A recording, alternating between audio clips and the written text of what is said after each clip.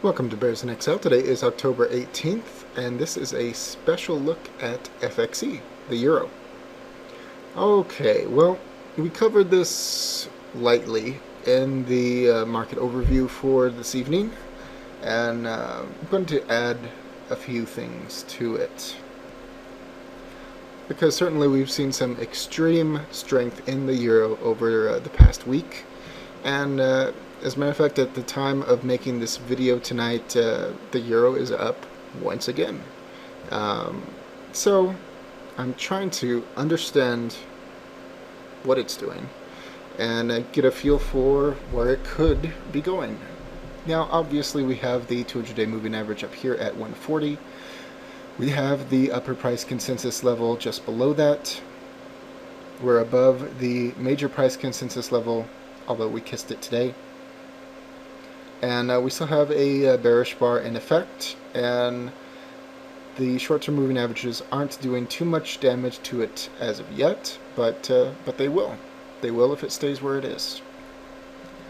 We had noted that the histogram is sloping down, and that the stochastics are in a position where they definitely could go down, maybe even should go down. And of course we have the 14-day RSI moving average still pointing up, which is our fly in the ointment. Now, so this we've already covered. So how about some different information?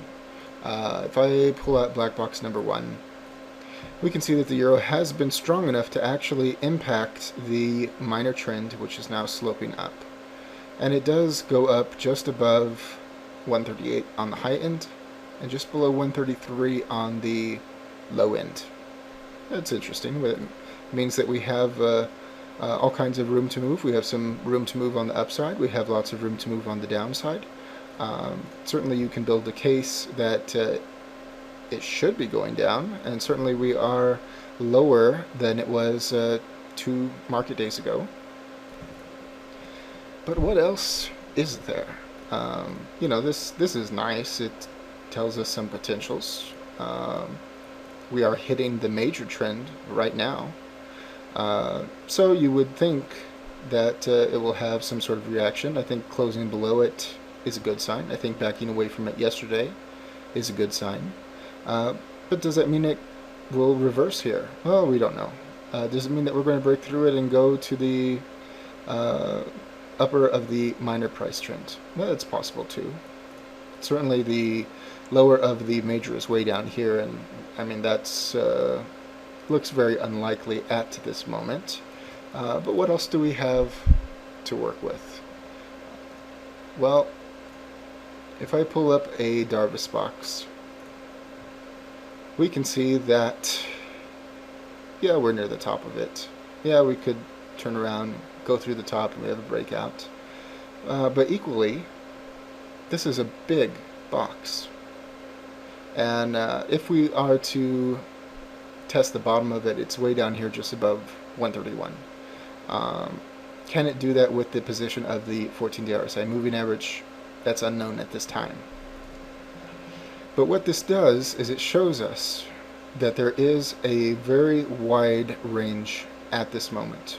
And while we can't take for granted that it could break out to the upside, we also can't take for granted that we are in a large range. Moving along, I'm going to look at the VWAP. Now, the VWAP is kind of all over the place. I mean, we've had some wild moves. Atypically, it is, more horizontal than it is vertically or diagonally. So this in itself is kind of unusual. Now, currently the VWAP is sitting right just a hair above 135, and we are at 137. Now the VWAP is very similar to the major price consensus levels. It's a different way of doing something very similar. And atypically, as you get away from the VWAP, and atypically the VWAP is more horizontal, as you get into the extreme areas unless you're having a major breakout, it will tend typically to fall back to the VWAP. Now we are diagonally right now, or diagonal, I should say. So 137, would it be likely for it to go back down to 135? I think that's entirely reasonable. The stochastic certainly says it's possible. The histogram certainly says it's possible. Who knows? But a case can be made for that, and that is within our range that some of the other indicators are putting forth. And if we look at volume at price, this is very, very interesting because it is once again something that does something very similar to the price consensus levels and the VWAP, but once again it does it in a different way. What this shows us is the levels that things are being purchased at, and to what extent. Well, we can see that we are below all of these prior levels, and they range, between 140.50, 142, just shy of 144, etc. These are the previous months. Now this current month, what is above us? Not very much. There doesn't seem to be too much to really either drive it up or to smack it down. And it's much better to have large levels below you to catch the price. Well, we can see today we have one of these levels, and it's not nearly as great as previous buying. We kissed it today on the low and backed away from it, and we ended with a spinning top. Well, we have a bearish bar here, which is not good for further up movement. It should help stop it.